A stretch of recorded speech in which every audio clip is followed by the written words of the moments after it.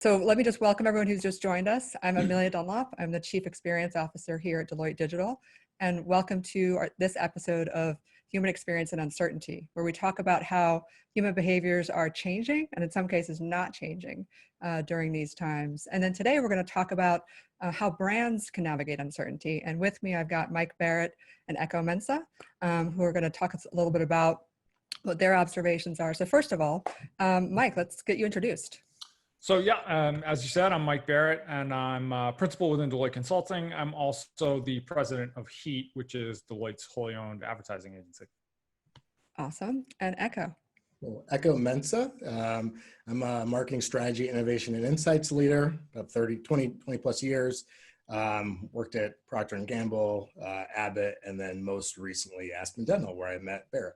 So Mike and I work together, but so let's talk a little bit more about how you guys know each other. Yeah, so in 2018 we met. We were working on a brand new advertising campaign for Aspen Dental. It was a really great experience working with the HEAT team and actually with the Deloitte team, diving into patients and really trying to figure out how do you take 20 years of history of a brand, of purpose and mission, and boil it into a 30-second spot that we would then build into a campaign across the business. We interviewed thousands of patients, really trying to understand their journeys, and really trying to understand how do you take kind of their journey in dental care and match it up with what Aspen Dental did and does every day to kind of meet their needs. And we really came up with a really unique way by using patient stories. The number one story we actually led the campaign with was a veteran named Chris, who was kind of in a rough spot, was suffering from PTSD, and basically came to Aspen Dental, and the team bent over backwards. They really found out how to get him the care that he needed, timely and in a budget, under budget that he could afford. And it was a kind of an inflection point in his life. And that inflection point, once turned into a campaign, really had a big impact on our business. From practically day one, we were seeing huge changes in our demand. And by the end of the year, we saw about a 30% lift. So it's been a really great experience and journey working with Mike and his team. And I'm glad to be here today. Yeah, we've been, we started working on Aspen together and then have been talking about brands and advertising and cars ever since. Awesome. Well, great. Well, thanks so much for joining, both of you. So it sounds like you guys have worked together quite a bit, but the world has kind of changed since you launched that campaign. So I'd be curious, kind of, what are your thoughts on how the world is changing in these times? Yeah, if you think about just the last 2 months have been a ton of change. Right? What do you want to talk about? Exactly. But, it's not just been the last 2 months. If you think about, the beginning of the year, I remember Barrett and I talking about the impeachment trial and how that was going to impact the business.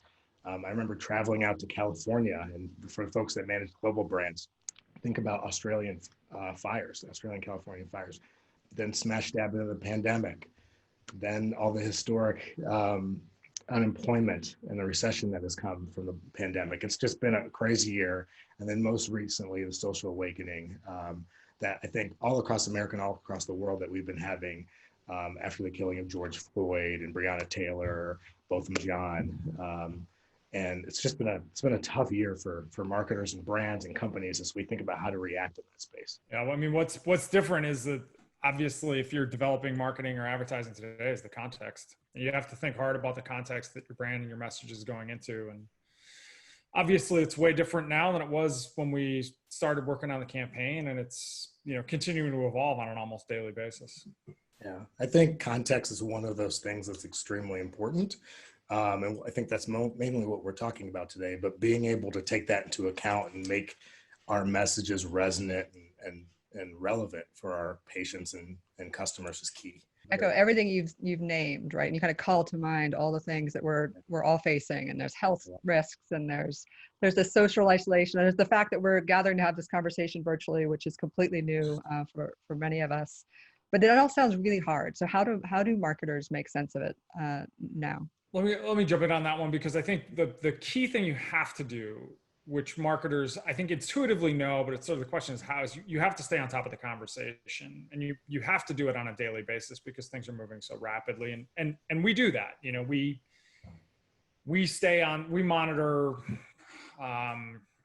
by industry, a number of conversations that are happening on an industry by industry basis. And then of course the broad conversations that are happening just in general. And knowing what people are talking about, how they're talking about them, the intensity of the conversation, the sort of, the topics that are being discussed on a daily basis is super critical. And planning for a campaign that's going to allow you to adapt to what's happening in near real time is super important.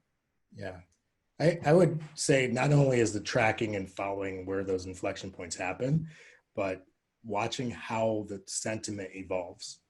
I think as we've seen most recently, the sentiment around issues evolve so quickly. And so for marketers, not just knowing that something's happening and trying to evolve and respond quickly, but watching and saying, hey, does my message need to change? Does the way I need to be thinking about this topic need to change on a daily basis is critical.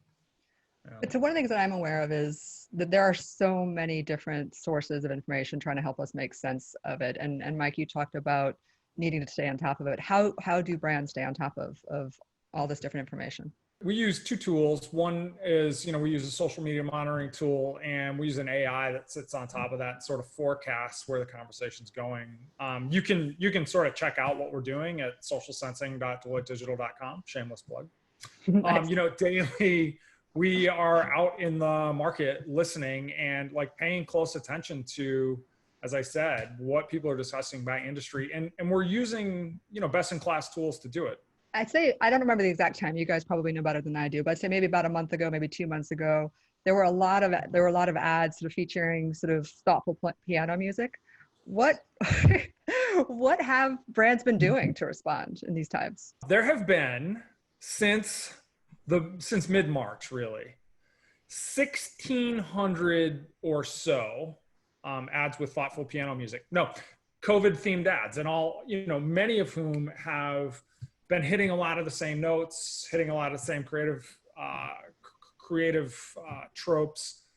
So much so that there are parodies of them. You can Google, the COVID ad mashups. What brands have been doing is wading into the conversation and trying to explain to consumers what they're doing, why it matters, how they can help. And they've been doing it sort of reflexively.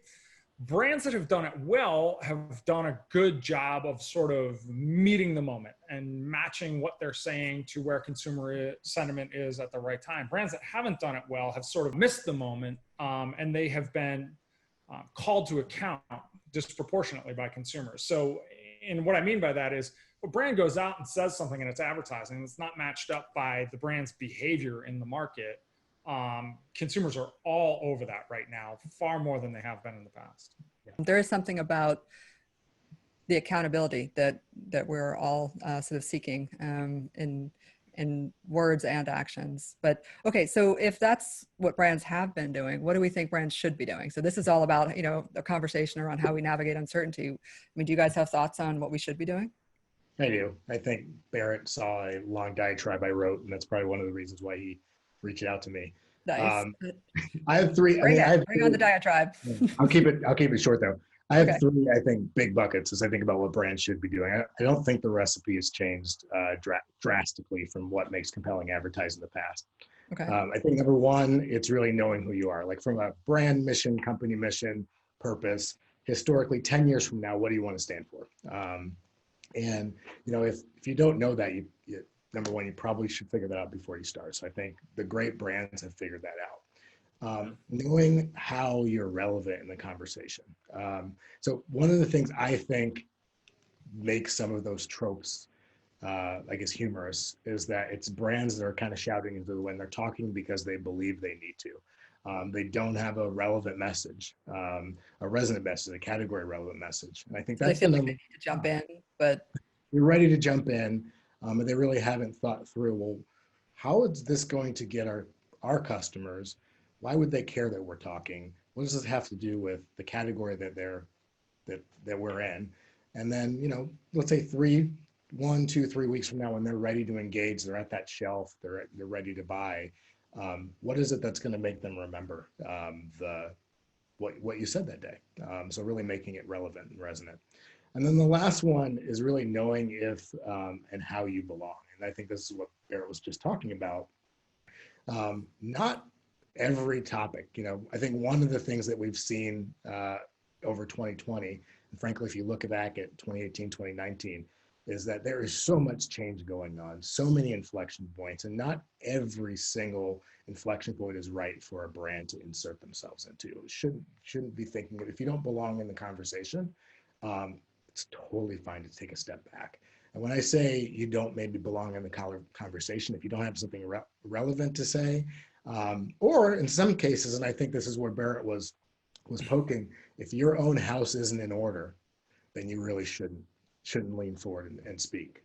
If your brand is full of iconography from Jim Crow America, that's not the time to reach forward and talk about Black Lives Matter. I think we had a conversation about a week ago as we were kind of working through this, and kind of the quote came up of brands can sit out of a conversation, but they can't sit out of the change. I like what you shared. So I just want to make sure I caught it. So it's, you got to navigate this uncertain times. You have to know who you are, kind of keep your own house in order, make sure you're still relevant and resonant, and then sort of choose your timing and sort of know when to wade in and when not to.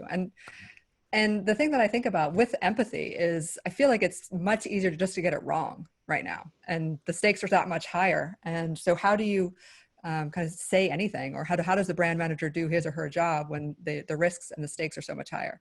I mean, I think if you're staying true, like that first piece, knowing who you are, if you're staying true to the purpose and mission of the brand, you are, and you understand where the company and brand has come from in the past, and you're focusing on messages that will stand more the test of time. You're not just reacting. Whether it maybe gets a little bit of pushback from your customers, I think that's the right decision moving forward, to move forward with. I think also one of the areas is we've kind of been looking at different brands where brands have kind of tripped up is when they try and come up with one message for all of their customers. I mean, we spend a lot of time, just like we did on the Aspen Dental campaign, digging into our patient segments and really understanding what are the core messages and what's relevant and resonant to them. And I think sometimes we need to remember that and really take one step back and think about how do we customize our messaging so that we're not maybe saying one thing to everybody that doesn't play well, but we're really speaking our hearts and minds to our right customers. Barrett, I feel like you might have an opinion on this one. Yeah, I think that the thing that I've been wanting to say is to just give everybody a sense for the scale of what the conversations that are happening and that these campaigns are going into. And because just to give you a sense of like how important it is to get it right, brands that aren't getting it right are getting absolutely nuked right now. I mean, they're businesses that have been running well for 10, 15 years where you'll have, a senior member of the management team, you have a CEO say something that's out of line, and then just immediately the brand evaporates overnight. And that's, not doing that is as simple as not shooting yourself in the foot.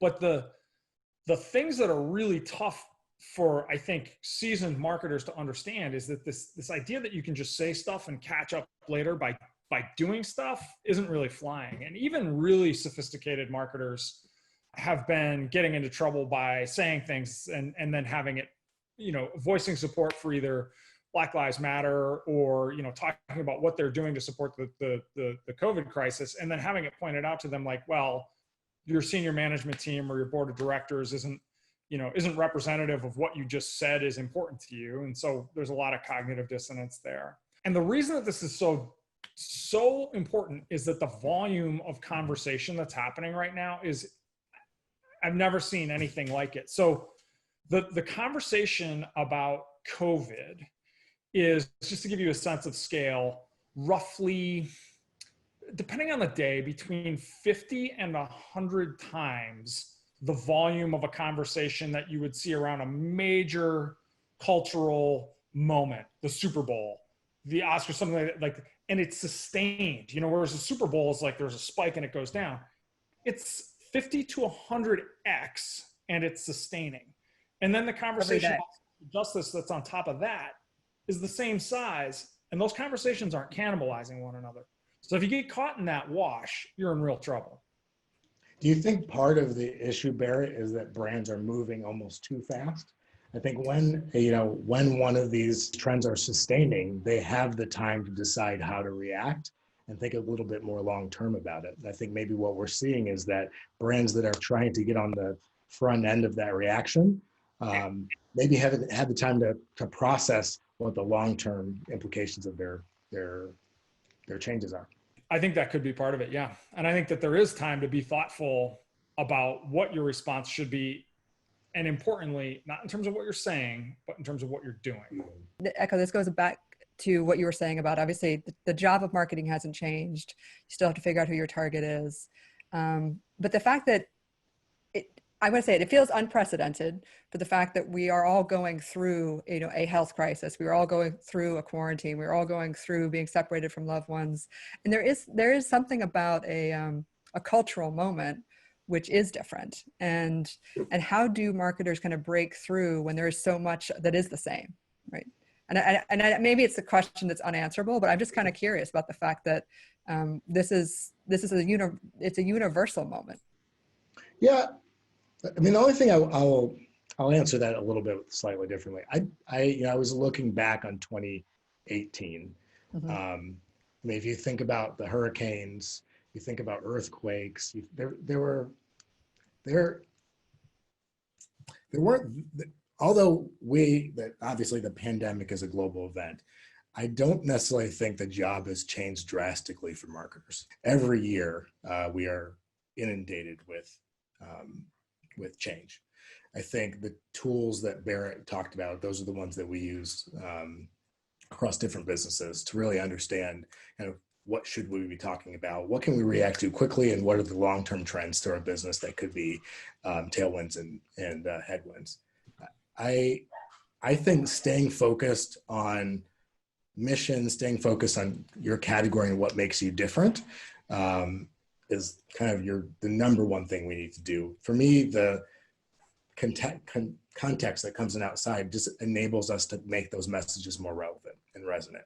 I think if you shift too quickly and focus purely on the impacting trend, you tend to miss, well, what is my job as a marketer? What's my job as a brand? And what do my customers really care about me talking to them about?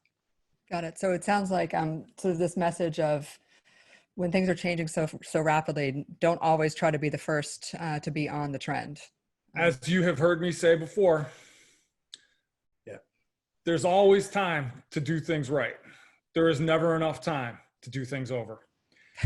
You just like you gotta take too much time to do things wrong.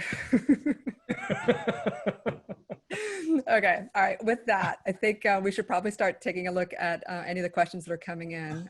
Emily, do you want to help us out? Are there any that you would suggest we start off with? Yeah. How are you seeing consumer behavior or expectations change? And how do you think they will continue to change as we hopefully emerge from quarantine? Consumers went through, or have been going through, this very a progression, right? First, it's, okay, acknowledge that you understand what's going on here. Check. Okay, what are you gonna do, brand, to help me navigate the things that are going on here? Check. Okay, now that you're doing that, and this, the sort of, the turbulence in the market is not normalized, but is obviously not a short-term thing. Tell me how you are going to help me make sense of this new normal, or how you fit into this new normal with me. And it's this progression that the consumer market is going through.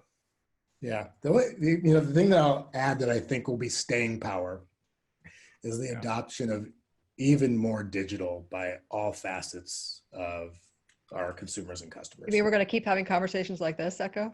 And yes, and I think that's a positive thing. If you think about telemedicine, you think about people who can't get out of their homes. Right. I mean, I'm sure a lot of the people listening today have been, had the opportunity to try using their cell phone to order their groceries and get it delivered. I think there's going to be some changes in business models and go-to-markets that will stay because it's just accelerated the way that consumers basically engage with brands. Okay, Emily, anything else? Yeah, how can companies and organizations get ahead of their brand when it's hijacked by its members or customers? I really do think if you feel like your brand is being hijacked, I think getting super clear on what is your purpose and mission and values and what are you doing for your customers and clearly communicate it. Because that's you, as Barrett says, you own the brand, decide what you want to stand for and talk about it. The brand works for you. You don't work for the brand. It's like, that's the deal. You gonna drop the mic? Nope. Okay. I know we've got a few more minutes. Emily, anything else that you would? So when is the right time for brands to say nothing? I think if there are examples out there where Barrett gave one, where if you say something and you don't have any people of color on your board and you're talking about Black Lives Matter, I think you have to clean up your own house before you lean forward into that conversation, no matter how much you want to, because actions speak louder than words. I think those are the situations where it makes sense to stay quiet. Yeah. It's when you haven't done the stuff that's worth talking about. Emily, what's next? All right, one more. So how can brands maybe make a comeback if they have had a bit of a social media backlash? This is a tough one. It's doable. And it's interesting because 2 weeks from now, I think the team's going to be talking about trust. And what this is a question of how do you rebuild trust? You have to do things that are independently verifiable. You have to take action, and those actions, people, if you've lost consumer trust, people have to be able to verify those actions on their own. And over time, you'll rebuild that trust. Yeah, I would probably add just show versus say. And you can use social media to do that, but start walking the walk. And then, your customers will have to follow and see whether, what you say is what you're actually doing. No, I love that. And I think about the purpose of these conversations is all about how human behaviors are or are not changing in these times. And I think what I love about what you guys have talked about is that some of these changes we talked about are actually for the better, right? Some of these changes are, a long time coming and will kind of actually make a lot of people's lives better. And I think it's important that brands figure out who they are, to your point, Echo, how to navigate them, how to continue to be relevant and resonant, and when to say something and when to just be quiet. So I really enjoyed the conversation. So thank you guys so much. And thank you all for joining. We will be back 2 weeks from now on July 9th. And my colleague, Ashley Reicheld, will be talking about the role of trust and how important trust is as we navigate this uncertainty. So thank you so much. Have a great rest of your day.